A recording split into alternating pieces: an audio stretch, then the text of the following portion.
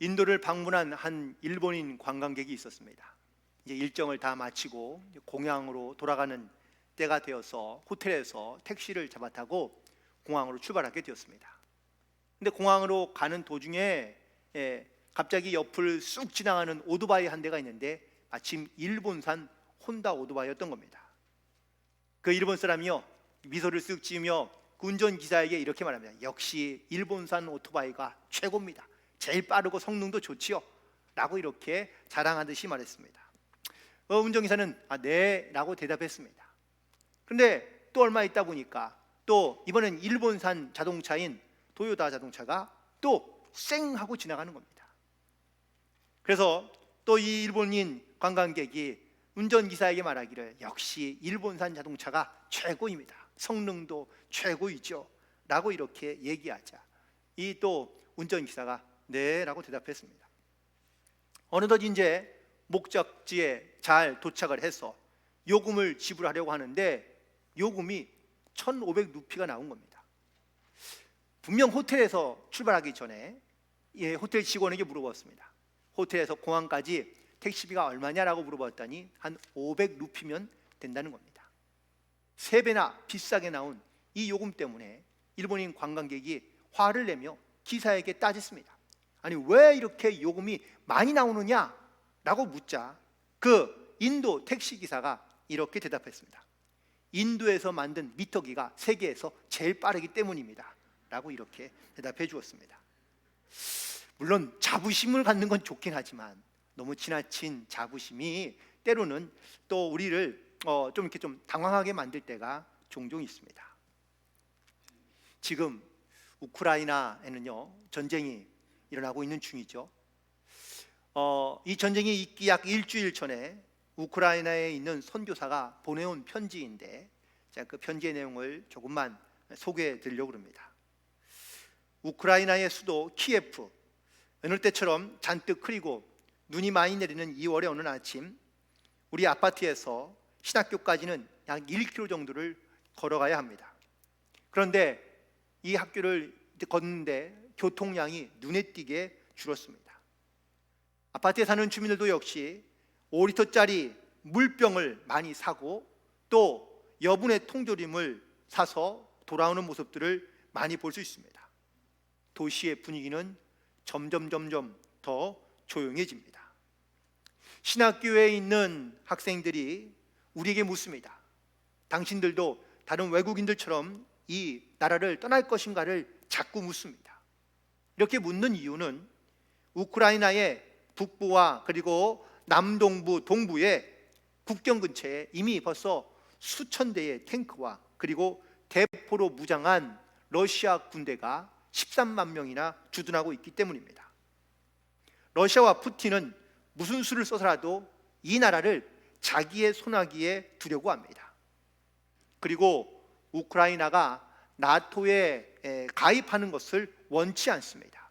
그래서 이들은 위협과 분열로 우리를 압박하고 있는 것이죠. 2014년 2월에는 러시아가 자국에서 열렸던 동계올림픽이 끝나자마자 닷새 만에 우크라이나 남부에 있는 크림반도를 점령하기 시작합니다. 말은 합병이지만 억지로 빼앗아 가고 옵니다. 이후로도 러시아는 우크라이나와 계속해서 교전 중입니다.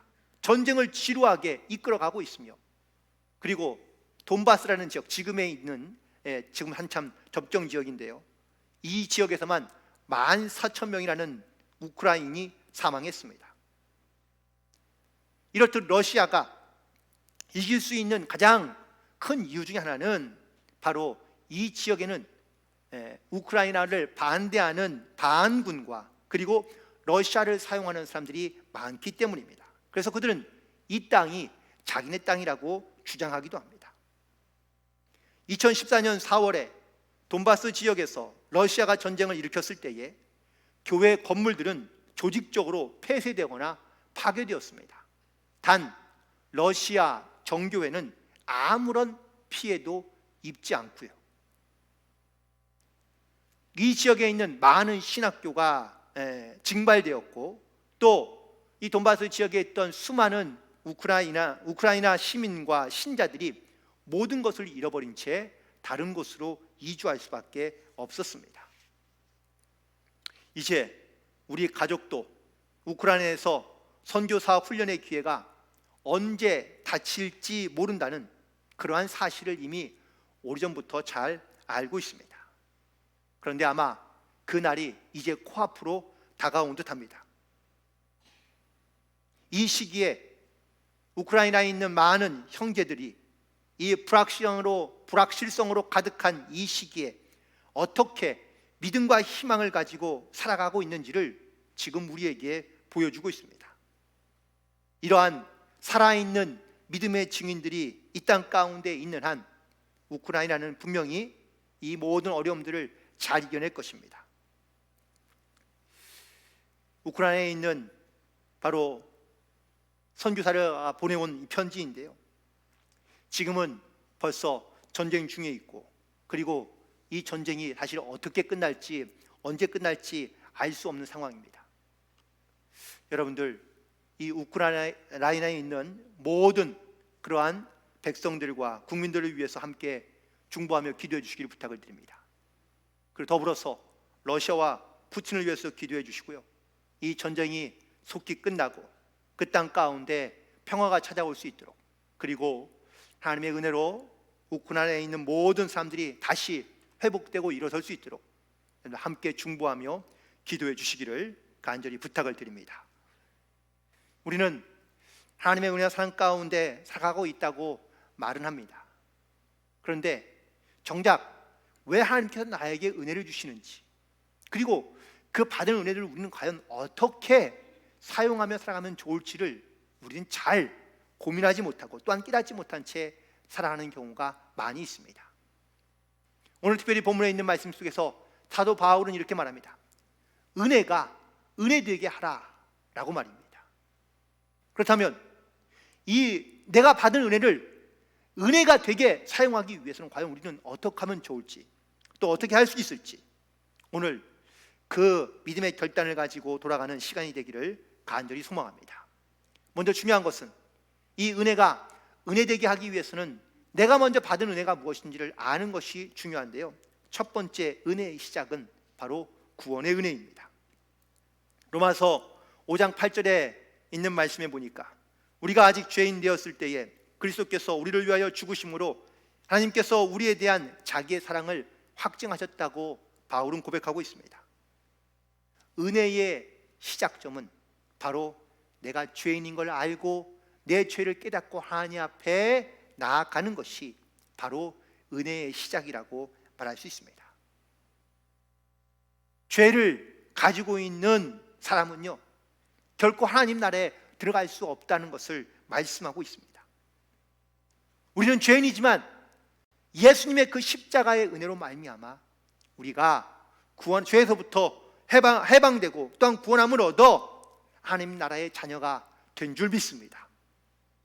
이것을 아는 것이 복음의 핵심이며 은혜의 중심인 것이고 시작인 것이죠.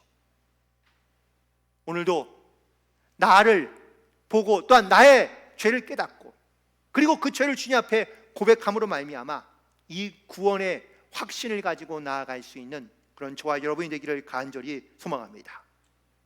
두 번째, 우리 주신 또 다른 두 번째 은혜는 바로 은혜의 중심인데, 그 은혜의 중심에는 바로 하나님의 성결케 하시는, 깨끗하게 하시는 은혜가 있다는 사실입니다. 이사야서 1장 18절에 있는 말씀에 보니까 오라 우리가 서로 변론하자. 너희의 죄가 주홍 같을지라도 눈과 같이 희어질 것이요 진홍같이 붉을지라도 양털같이 희게 되리라고 말씀하고 있습니다. 자기의 죄를 깨닫고 고백하는, 또한 자복하는, 회개하는 모든 사람마다 하나님께서 깨끗하게 하신다고 약속해 주고 계십니다. 이 성결의 은혜는, 깨끗함의 은혜는 우리가 원래의 모습으로 다시 돌아간다는 것을 의미하고 있습니다. 우리가 원래는 하나님의 형상대로 지음받은 그러한 온전하며 또한 성결하고 깨끗하고 순결한 하나님의 모습으로 지음받았습니다. 그래서 죄로 말미암아 우리가 더럽혀지게 되었고 이 하나님의 모습을 잃어버린 채 살고 있습니다. 그래서 우리가 하나님의 은혜를 알게 되면, 내 죄를 깨닫고 주님 앞에 회개하고 나아가면 하나님께서 우리를 원래의 모습대로 깨끗게 그리고 온전케 하신다라는 것이죠. 이 성결함의 은혜를 우리는 고백하며, 그리고 그 은혜의 중심 가운데 나아갈 수 있는 그런 저와 여러분이 되기를 간절히 부탁을 드립니다. 그리고 중요한 것은 우리에게 은혜를 주시는 이유와 목적입니다. 하나님께서 왜 우리에게 은혜를 주실까? 그것은 바로 우리를 하나님의 뜻 가운데 사용하시기 위함인 것이죠. 베드로전서 4장 10절에 보니까 각각 은사를 받은 대로 하나님의 여러 가지 은혜를 맡은 선한 청지기 같이 서로 봉사하라고 말씀하고 있습니다. 하나님은 우리의 죄를 용서하시고 구원하시며 깨끗게 하시는 데에만 하나님의 끝이 아닙니다. 혹은 또 하나님께서 거기에만 멈추시지 않습니다. 더 중요한 것은 우리가 이 하나님의 은혜를 깨닫고, 그리고 나에게 주신 은혜들을 다른 사람들에게 증거하게 하기 위하여 우리를 사용하시기를 원하신다라는 사실입니다. 특별히 오늘 본문에 있는 말씀 바로 앞에 보면 로마서 11장 2절부터 5절까지의 엘리사의 이야기가 등장합니다. 엘리사의 이야기를 잠깐만 요약해 보면, 엘리사가요 갈멜산에서 이방신을 섬기는 많은 850명의 이방인 제사장들과 함께 제사로 하나님께 영광을 올려드립니다. 사실은 영적인 전쟁이고 전투인 것이죠. 그런데 이 영적인 제사 전쟁에서 승리한 엘리야는요, 이방신을 섬기던 모든 제사장을 다 죽여버립니다. 이 소식을 들은 그런데 왕후 이세벨이 너무나 분통한 나머지 내가 엘리야를 오늘 밤 안에 죽이겠다고 선포합니다. 이 말을 들은 엘리야는요 허겁지겁 도망가기 시작합니다. 도망가다가 지쳐서 광야에 쓰러졌다가 그는 차라리 여기서 죽는 게 낫겠다고 하나님께 호소합니다. 이러한 엘리야를 하나님께서는 다시 일으켜 세우고 격려해서 호렙산까지 가게 합니다. 드디어 굴에 들어가서 쉬고 있는 이 엘리야에게 하나님께서 물으십니다. 너는 왜 아직도 여기에 있느냐? 왜 여기에 있느냐라고 물을 때에 엘리야가 하나님께 탄식하며 말합니다.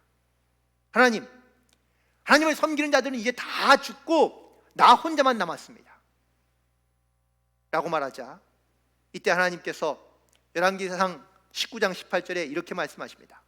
내가 이스라엘 가운데 7,000명을 남기리니 다 바알에게 무릎 꿇지 아니하고 바알에게 입 맞추지 아니한 자라고 말씀하고 있습니다.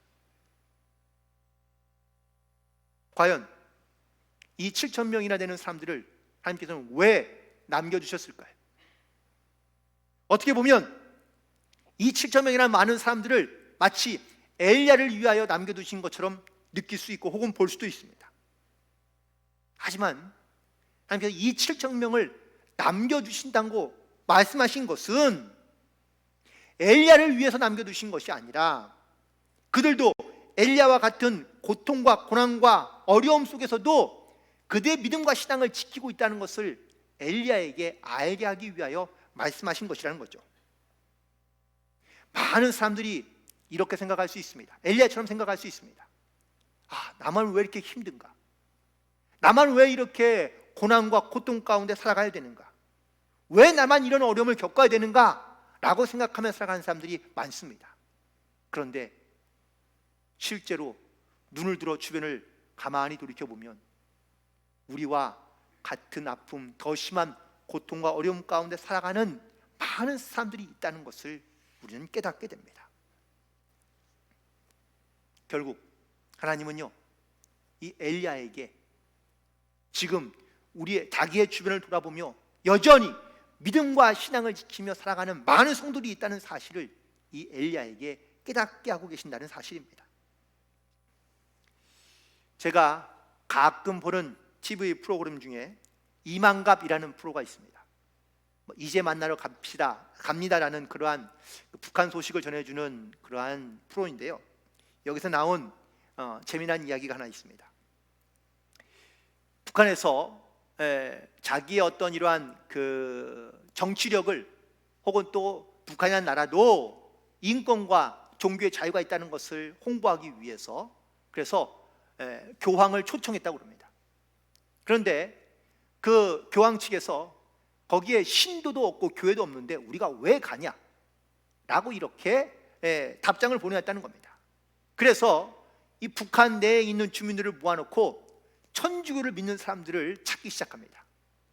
그래서 혹시라도 천주교를 믿는 사람이 있으면 손들라고 얘기하자.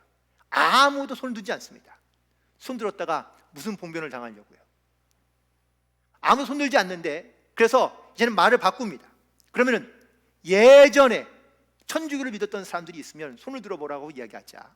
어떤 할머니 한 분이 손을 들었습니다. 그러자 이 할머니를요 대서특필하면서 이렇게 말합니다. 아직 북한에도 천주교를 믿는 사람들이 남아있다 라고 이렇게 말입니다.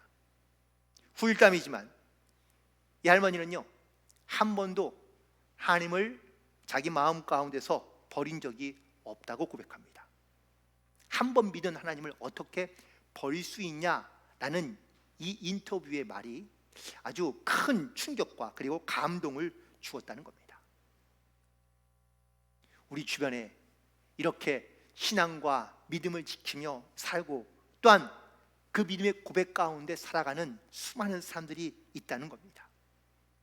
내가 하나님의 은혜를 알고 또 그 받은 은혜를 우리가 정말 기억하며 또한 마음에 새기고 살기 시작하면 어떠한 환경과 어떠한 상황 속도 그 믿음을 잃지 않으며 살아갈 수 있다라는 그런 가장 좋은 예화일 수 있는 것이죠. 그런데 중요한 것은 내가 받은 은혜도 사실은 중요하지만 이 받은 은혜를 어떻게 은혜되게 사용하며 살아가느냐라는 것이 더 중요한 이야기 아닐까요?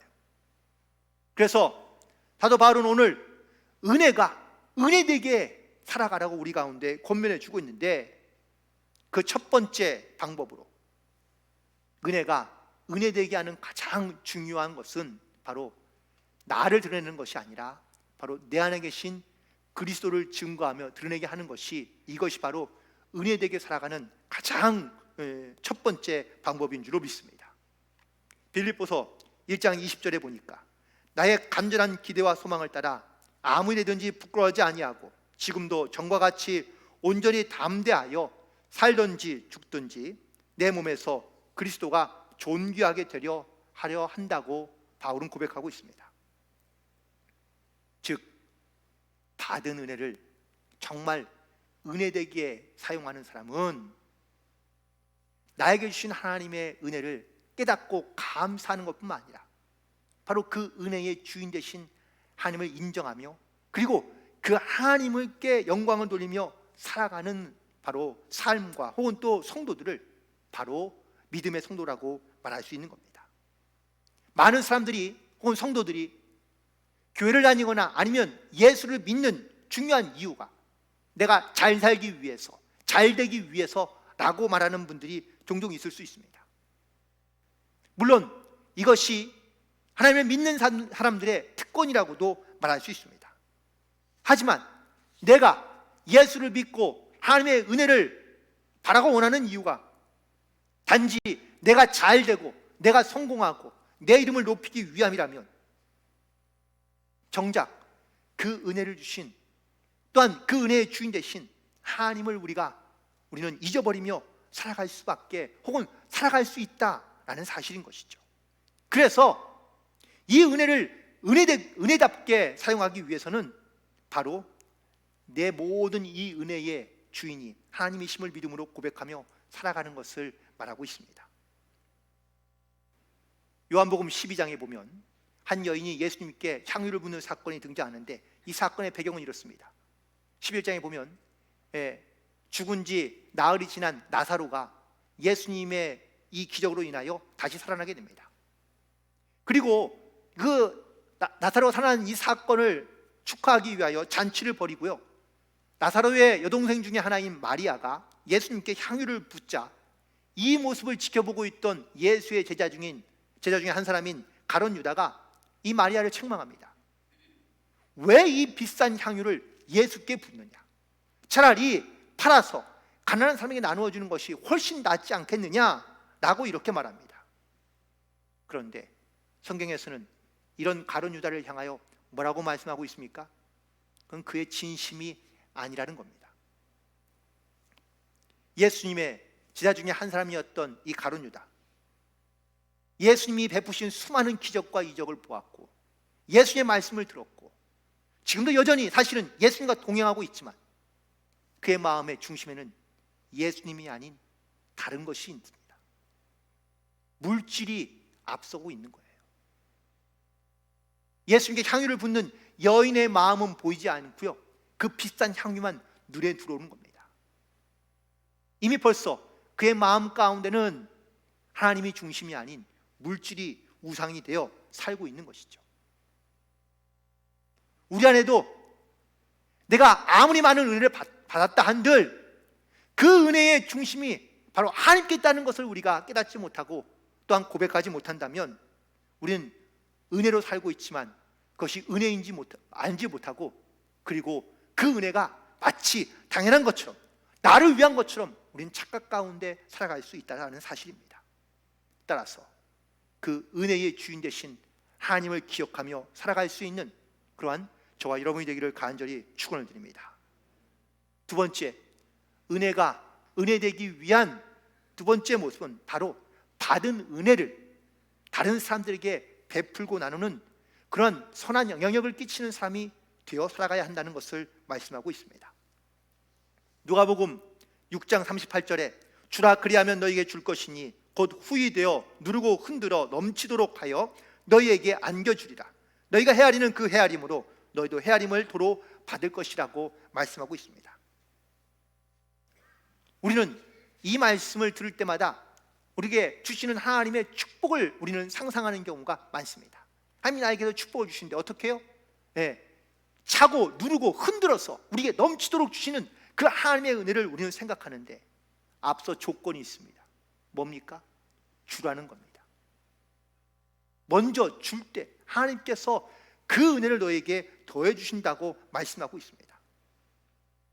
영향력이란 단순히 내가 선한 행동을 하는 것이 영향력이 아니라 그 선한 행동을 통하여, 행위를 통하여 그 도움을 받고 은혜를 입은 사람이 가치관이 변하고 또한 자기의 삶의 방식이 변화되는 것을 바로 영향력이라고 말하는 것이지 단순히 선한 행동만을 표현한 것은 아니라는 것이죠. 누가복음 19장에 삭개오라는 사람이 등장합니다. 삭개오가 과연 어떠한 영향력을 가지고 있는 사람이었을까요? 우리가 상식적으로 생각해 봐도 수많은 나라에 있는 세리들이 있습니다. 그 세리들 가운데 이 삭개오는 세리장입니다. 그러니 그가 가지고 있는 세상에서의 권력과 위치와 힘을 우리는 충분히 예상할 수 있죠. 그래서 그는 자기가 원하는 만큼 혹은 원하는 대로 살아갈 수 있는 능력을 가진 사람입니다. 그 힘을 가지고 다른 사람의 것을 뺏기도 하고요. 이렇듯 강력한 힘을 가졌던 그가 예수님을 만납니다. 그리고 변화됩니다. 많은 사람들이 삭개오를 생각할 때에 선한 영향력을 가진 사람이라고 생각할 수 있을까요? 아닙니다. 그는 악한 사람이라고 많은 사람들이 이야기합니다.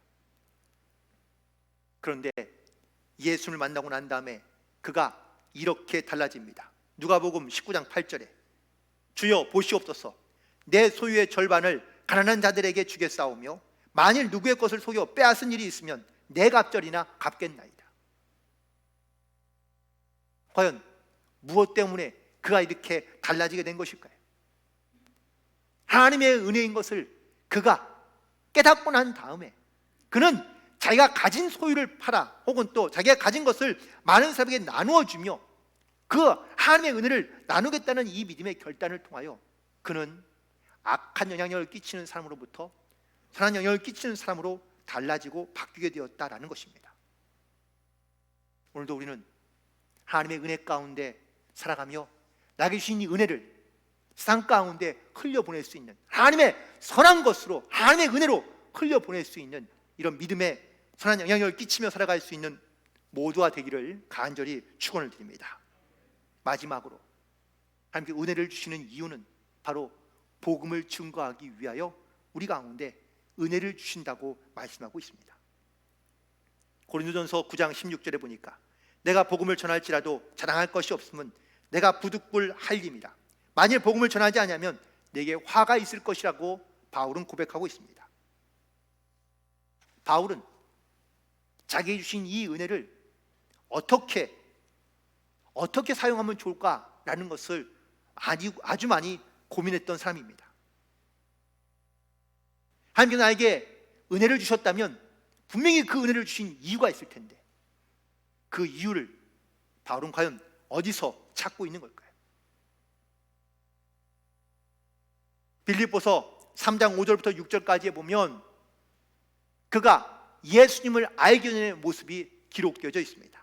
나는 8일 만에 할례를 받고 이스라엘 족속이요 베냐민 지파요 히브리인 중에 히브리인이요 율법으로는 바리새인이요 열심으로는 교회를 박해하고 율법의 의로는 흠이 없는 자라고, 이렇게 완벽한 모습을 가지고 살아가던 사람이었습니다. 그런데 예수님을 만나고 난 다음에, 하나님의 은혜를 깨닫고 난 다음에 그는 어떻게 달라졌습니까? 빌립보서 3장 7절과 8절에 있는 말씀입니다. 그러나 무엇이든지 내게 유익하던 것을 내가 그리스도를 위하여 다 해로 여길 뿐더러 모든 것을 해로 여김은 내 주 그리스도 예수를 아는 지식이 가장 고상하기 때문이라. 내가 그를 위하여 모든 것을 잃어버리고 배설물로 여김은 그리스도를 얻기 때문이라고 고백하고 있습니다. 여러분들, 사울에서 바울로 바뀌게 된 것이 과연 은혜일까요? 아니면 불행일까요? 세상 사람들로 본다면 이거는 미련하고 어리석고 불행한 것이죠. 왜 좋았던 것을 다 버리고 그리고 고생길로 접어들었을까? 이해가 되지 않는 부분이지만 바울은 이것이 은혜라고 고백하고 있습니다. 하나님께서 나에게 은혜를 베푸셨다면 왜 나에게 이 은혜를 베푸셨을까? 라는 것을 오늘 깊이 있게 고민해 보신 적 있으십니까? 혹시라도 내가 선한 일을 하고 내가 봉사와 헌신을 많이 했기 때문이라고 생각하시는 분들이 있을 수 있습니다. 이건 근데 착각입니다. 내가 착하고 선하기 때문에, 내가 옳은 일을 했기 때문에 나에게 복을 주신다고요? 물론 그 말에도 어느 정도 일리는 있겠지만 하나님은 우리가 여전히 죄 가운데 있으며 죄인이라는 것을 너무나 잘 알고 계십니다.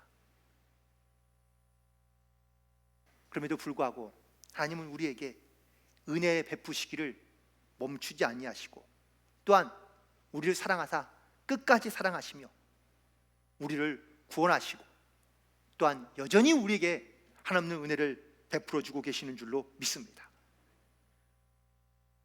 이 은혜를 깨닫고 난 다음에 우리는 내 삶의 주인이 하나님이심을 믿음으로 고백하게 되고 그 은혜에 우리가 감사함으로 살다 보니 자연스럽게 이 선한 영향력을 다른 사람들 가운데 흘려보내게 되고 복음의 증인이 되어 나에게 주신 은혜를 은혜되게 사용하는 온전한 그리스도로 이 땅 가운데 우리가 살아갈 수 있는 줄로 믿습니다.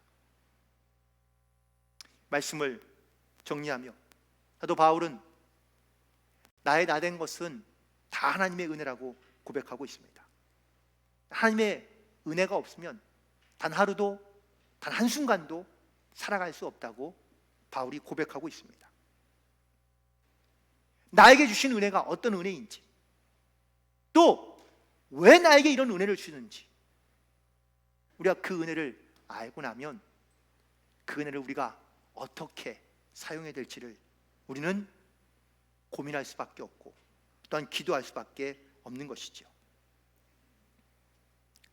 은혜를 가장 은혜되게 사용했던 그 바울의 고백과 모습처럼 이제 우리도 그 은혜를 알고 그 은혜를 은혜되게 이 땅 가운데 증거하는 복음의 진으로 살아가는 저와 여러분이 되기를 간절히 소망하며 축복합니다. 함께 잠깐 찬양하고 함께 기도할 텐데 바로 은혜 아니면 살아갈 수 없네라는 찬양인데요. 이 찬양의 가사를 보시면서 함께 주님 앞에